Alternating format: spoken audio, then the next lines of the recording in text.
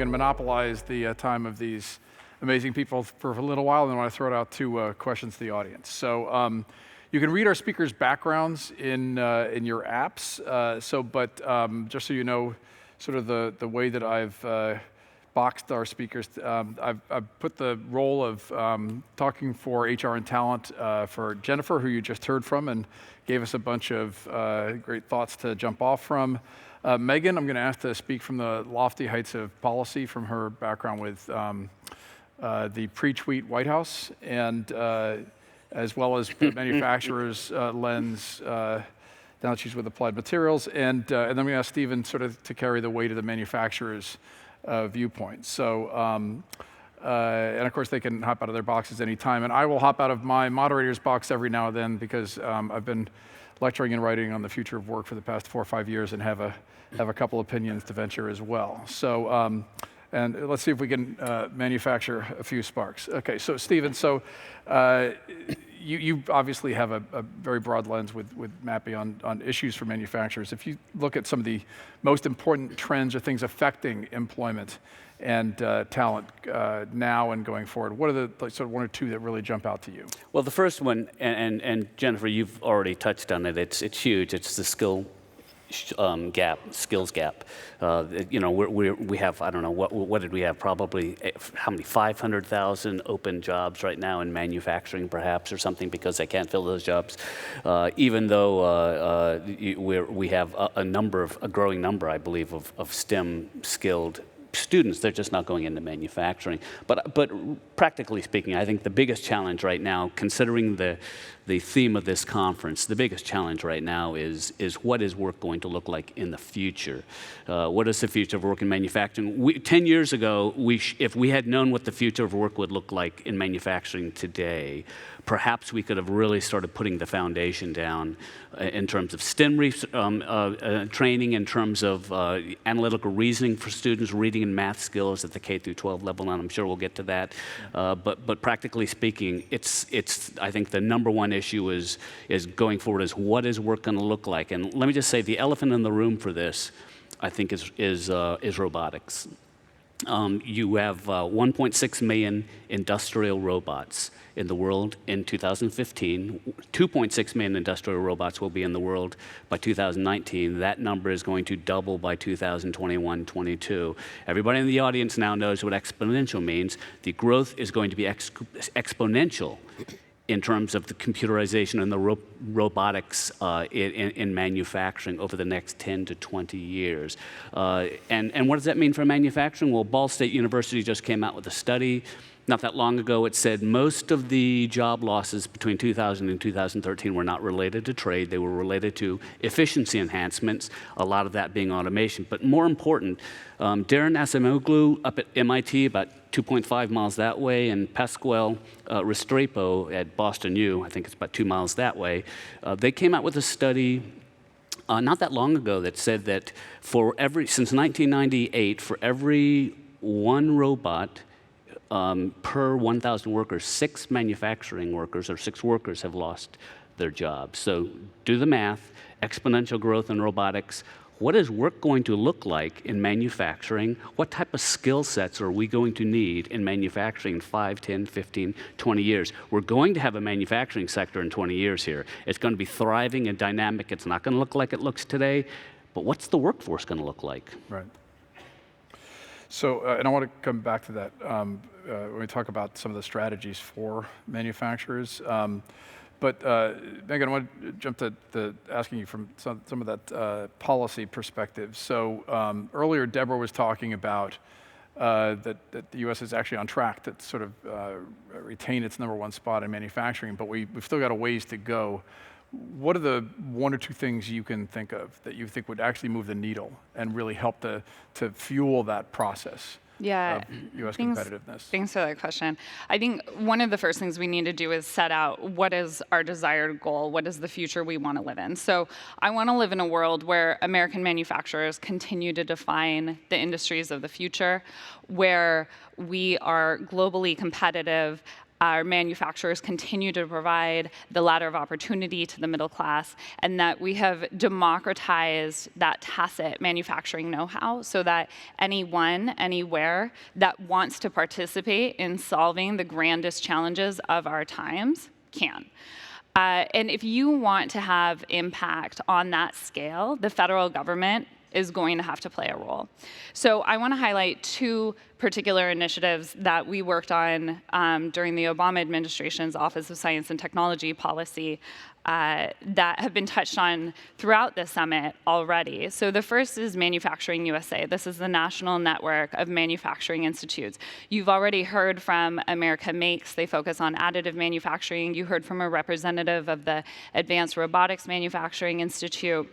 And the Digital Manufacturing and Design Innovation Institute has a booth right here in the Innovation Lab, so I highly encourage you to check it out during your break. These institutes are large public-private partnerships. We've got 14 of them in our national network. The government seeded that work with over $1 billion of federal funds, and it has been matched by over $2 billion in non-federal funds from the over 700 member organizations. So these are industrial companies, universities, and nonprofit organizations. And they are doing cutting-edge R&D in these advanced manufacturing topics, but they are also acting as teaching factories for the next generation of workers. So I want to highlight just a couple of programs that they have launched. So the first is the institutes are working together as a national network to define multi-skilled technician competency curriculum, and that will be deployed across these various technology areas in whatever modality the Institute is looking to work on. So be that apprenticeships or some sort of technology boot camp training. The institutes are also helping small and medium-sized manufacturers across the country that want to modernize. So DMDII has a program in partnership with the Manufacturing Extension Partnership Centers across the country where DMDII provides the curriculum that defines that next generation aspect of digital manufacturing, including cybersecurity for manufacturing, which I feel very passionately about, a whole separate topic. And they train the MEP centers, which then fan out across the country to reach the small and medium-sized manufacturers in their region. One of the institutes is working to help transition our service members. So LIFT, the Lightweight Metals Institute, just 2 weeks ago launched Operation Next. They are providing online access to this curriculum to active service members that are looking to transition into civilian life. And the institutes are doing a lot to inspire our young people. So you heard from First Robotics. One of the co-founders of First Robotics, Dean Kamen, is the executive director of one of the newest institutes, the Advanced Regenerative Medicine Institute. So you can see that First Robotics will play an important role in Manufacturing USA's future. In addition to that, the Manufacturing Institutes are active participants in Manufacturing Day, which I encourage you all to put on your calendars. It's October 6th this year, and as Jennifer mentioned, it's an opportunity for manufacturers to open their doors to their communities. And we found there has been a study done after the fact that showed that 4 out of 5 students that participated in Manufacturing Day walk away with a more positive impression of the manufacturing sector and how they could see themselves in manufacturing. And the second thing I wanted to highlight just briefly is the maker movement. We spent a lot of time lifting up the maker movement, what it is, what it represents, and also investigating the intersection between the maker movement and manufacturing. So the maker movement is a nationwide movement. It's been going on for decades. These are individuals who want to be not just consumers of things, but makers of things. And so you can see maker shops all over the country. A great example is a tech shop where for the cost of a gym membership, you can have access to an entire suite of various manufacturing tools. And we think that this intersection between the maker movement and advanced manufacturing is going to be very important moving forward as we as a country look for products that are highly customized and high value, low volume. So how can an individual or a small team do small lot manufacturing of just about anything? No, I appreciate it. Jen, you had something? Yeah, I want to see if I can't draw two threads together and hit home on a point. So, Stephen, what you talked about is really about what are the skills going to be, and we don't know. We don't know. We need a world of thinkers. But I do think what we need to do is also think about open access. How do we create opportunities for individuals to learn regardless of where they are, whether they're in makerspaces, whether they're not, and how does industry drive that content out into the marketplace, making it available so that we can inspire young people? And we can do a lot of that in technology. In fact, we're building some of that content that's being distributed through the innovation hubs. And who'd have thought you can actually simulate and emulate welding in a virtual environment? You can. You can build skills. But that's not the way we always did it. It's that mentality of it can't be done that we need to be changing. Stephen, what are your thoughts? Well, so I just want to, there's two trends coming off of what you just said. There are two trends that I think that I have not heard discussed here, and actually I don't hear it discussed much, that are occurring. So you say, we don't know what the future of work is going to look like, but we do know that two things are happening. Number one, we know that the middle skill jobs are going away. We know that in 1979, 60% of jobs were middle skill jobs in this country. Most recently, 2015, 2012 or 15, 49% or 45% of jobs were middle skill jobs. And so that means the proportion of jobs that we're creating are at the upper end, high skill jobs. That's going to require problem solving, intuition, creativity, and low skill jobs. And that includes people who actually assist with other people, with elder care, for instance, or with infants. That doesn't require nursing, but again, does require something that computers can't do. That's the first trend that we know is occurring, and we can imagine that that's going to be something that's going to affect manufacturing. The second trend, I think, fascinates me, is that we have four generations, as everybody knows, in the workforce. We've got the silent generation, born in 1945, baby boomers, 1946 to 64, Gen Xers, 65 to about 80, 81, millennials, 82, 81, 82 to 2000. But guess what? We have another generation, exponentials is what I call them, that are going to be entering the workforce in 3 years. We will have 5 generations working in our workforce, and including in manufacturing, but across society by 2020, because the next generation, they're going to be graduating from high school by 2019, 2020. It's a huge trend for us to recognize. So not only do we have to figure out what type of skills are we trying to fit into manufacturing and other sectors, but also how do we combine these 5 disparate generations into one workforce? Mm-hmm. So I want to make sure I'm sort of adding up all these pieces. And by the way, we don't seem to have a time clock in front of us, so just so you know, we're here for the duration. So apparently we have no stop times. So just settle in, folks. So let me just make sure I can add all these things up. So we've got all these processes to try to educate in K-12. We've got hopefully this sort of push towards more lifelong learning and helping to upskill people. But then we've also got what I'm sure you see in the media all the time, which is another study, and one study after another, talking about the strong potential for a dystopian future where not just robots, but AI have automated every job out of existence. And in Silicon Valley, we continually jump to this whole idea of a universal basic income because we have a failure of imagination that says we can't figure out what that work would be. So help me understand all of these efforts to try to make sure we're continually training and upskilling ourselves, but this potential for automating out, every job in existence.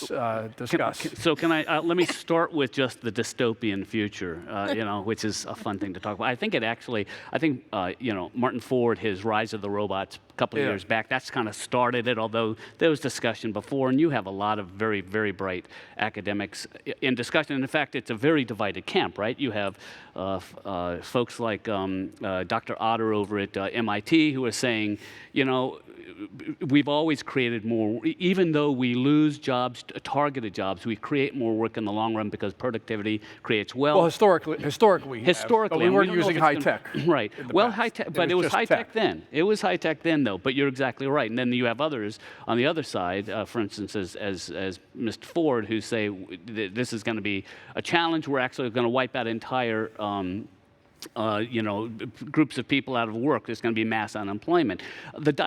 So historically, the diet predictions have been wrong. Historically, if you look at, manufacturing, when computer-driven machines came into the workforce, manufacturers, managers really thought we were simply going to have unskilled machine tenders taking care. It turned out we needed people with abstract reasoning to control their machines.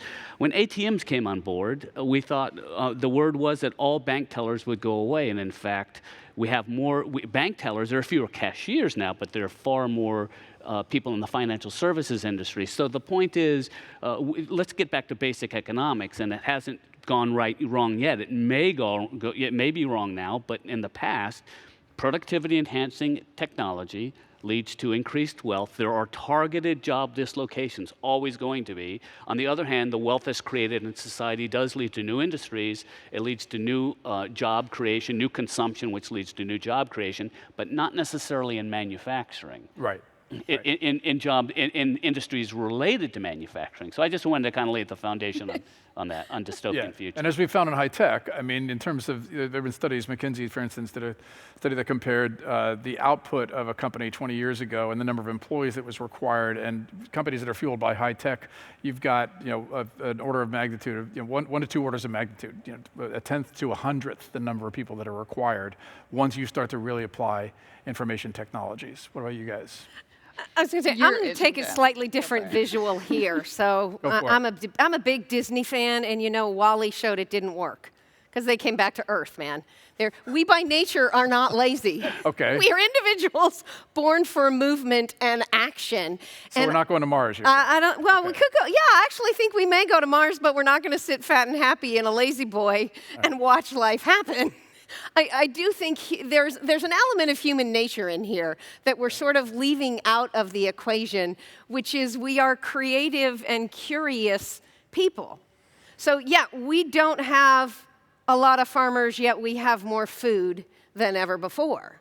We have been Well, what we don't have is a lot of employment in the food industry. But we have new opportunities. Right. It creates and opens up the door to the jobs we haven't thought about yet. So your thesis is one door closes, another door opens. Yeah, absolutely. Okay. Yeah. All right. I think that there are a lot of really interesting models around the use of challenges and prizes to think about not just how to structure your workforce around the challenges that your company is facing right now, the very timely challenges, but also a way to make that barrier between your company and the rest of the country or the rest of the world a little more diffuse. Bring in those great minds, bring in that sense of creativity. And one of the companies I think is doing this incredibly well, and we have the pleasure of hearing from later this afternoon, is Local Motors. They have an incredibly interesting platform to crowdsource ideas from around the world based off of challenges defined by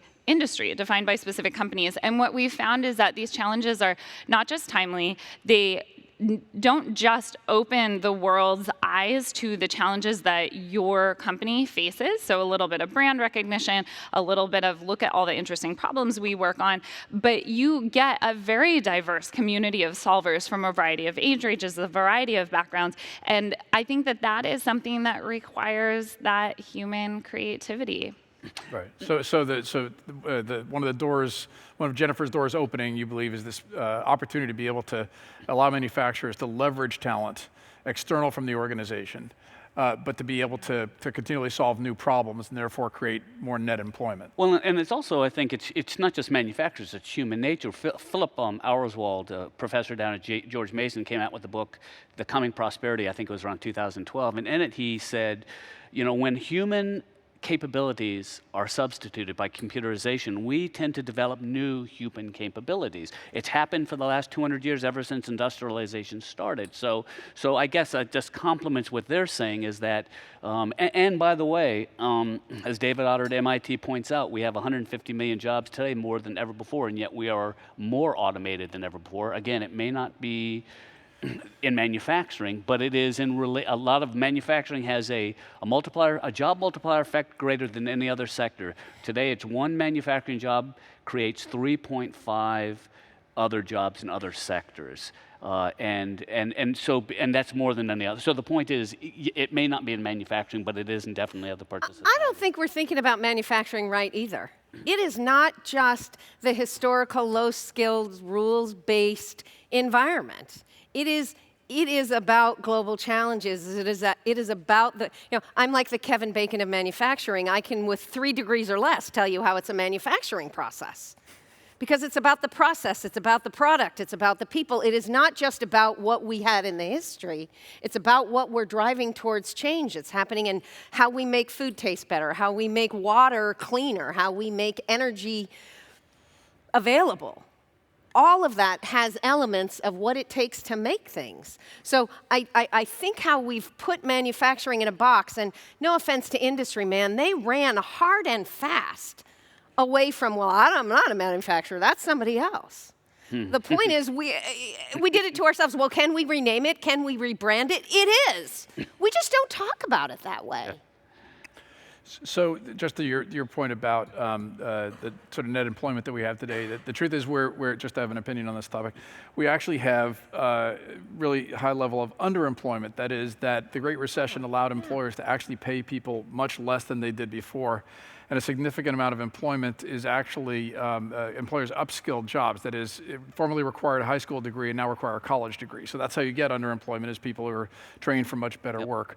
What we haven't talked much about is the opportunity not just to have technology be replacement, that is, a robot or a piece of AI is doing somebody's tasks, but actually assistive and augmentative. And so is that an opportunity for us to be pointing manufacturers as a new strategy, as to ways to think to be leveraging the technology to actually increase the value of people and therefore hopefully the compensation for them as well? I mean, I have a thought, but go ahead. Yeah, I would love to hear your opinion actually as the robotics expert. I think that co-creation and collaborative robotics and working with automation where humans and robots are coming together is an incredibly exciting area. There is so much opportunity for good work here, and we saw quite a bit of it yesterday as well right here on this stage. Yeah, that's great. I just want to make sure we're prepared. If there's any questions from the audience, I'm going to ask you in just a second, so please get ready. So a show of hands, how many people have heard of Polanyi's paradox? Oh, really? Okay, I could say this. It's anything.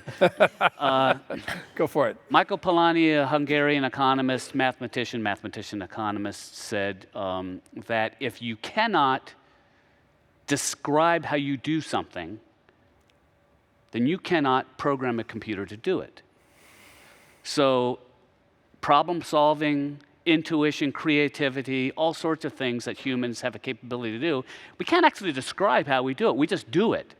And his point is, and it leads, and I think it's been proven through what we call cobots now, is that there is a future in collaboration between robots that do things repetitive, routine tasks, and humans that do things that are not non-routine tasks. In fact, I think every job created since 2000, a net job created since 2000 in the United States has been a non-routine task.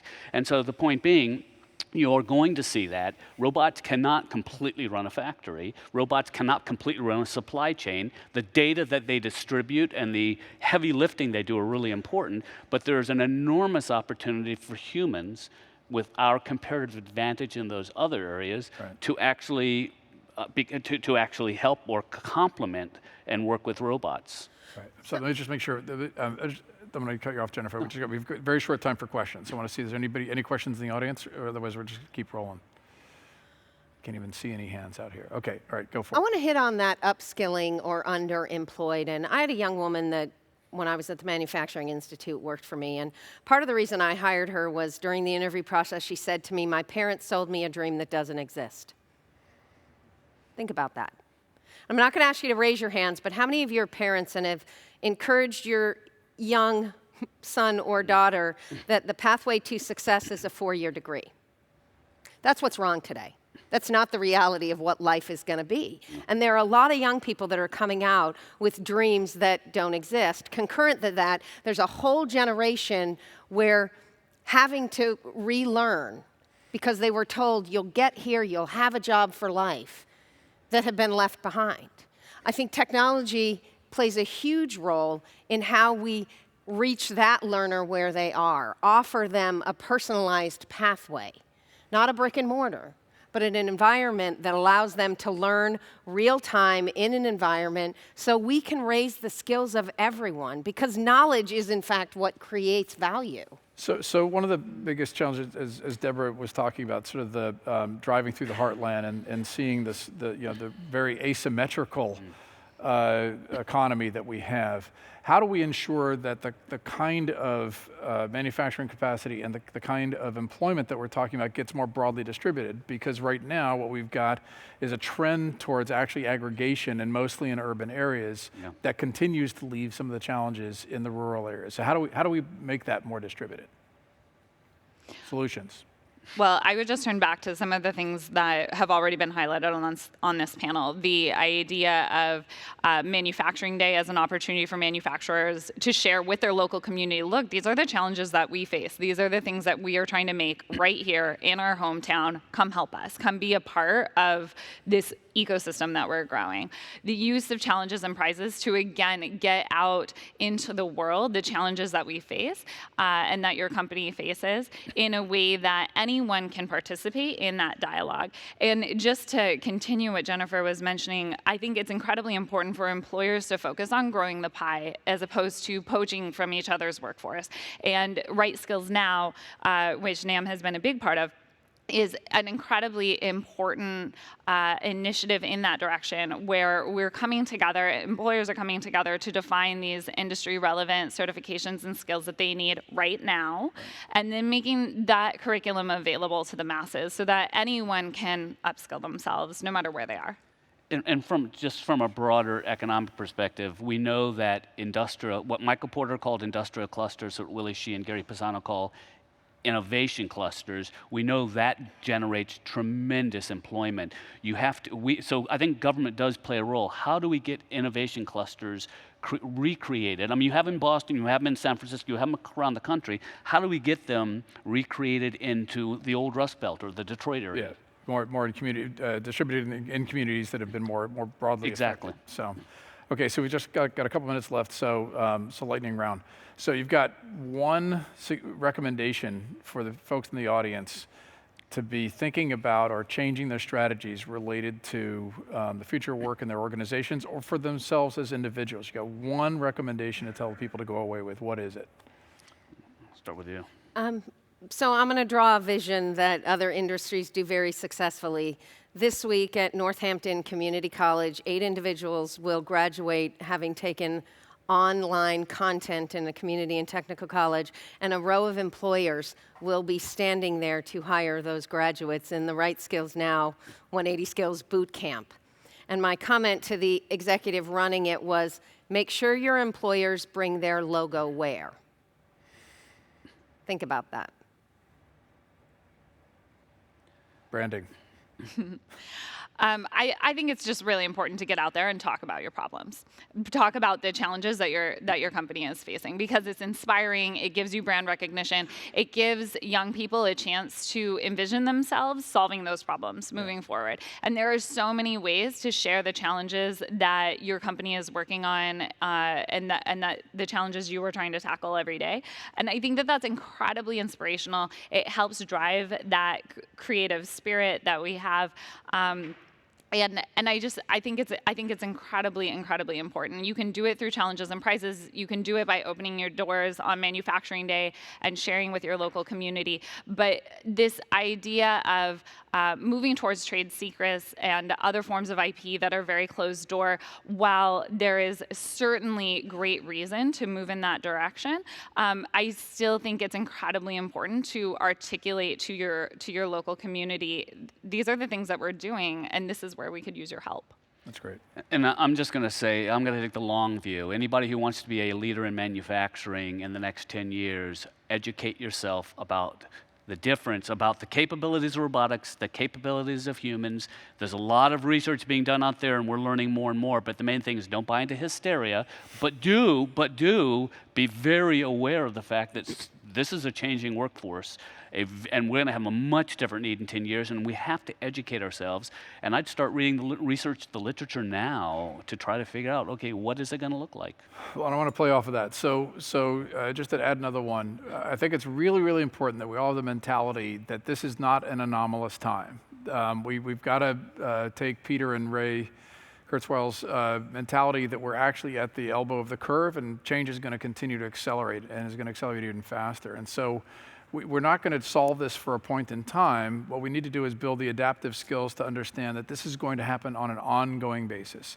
That means more collaboration between organizations. It means more collaboration within organizations. And I'll give you one example.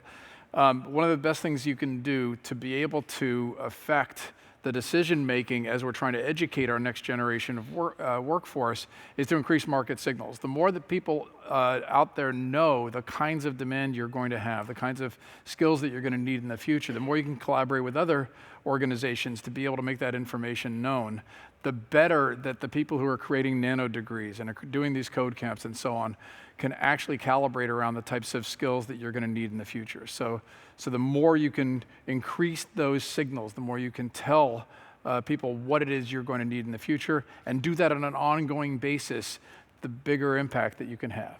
Any other final thoughts? 1 minute. Engagement is not being engaged is not an option. We're past that point. What does engagement mean to you? Opening up your doors to young people, being engaged in camps, offering opportunities for learning. It's hard. This is not easy.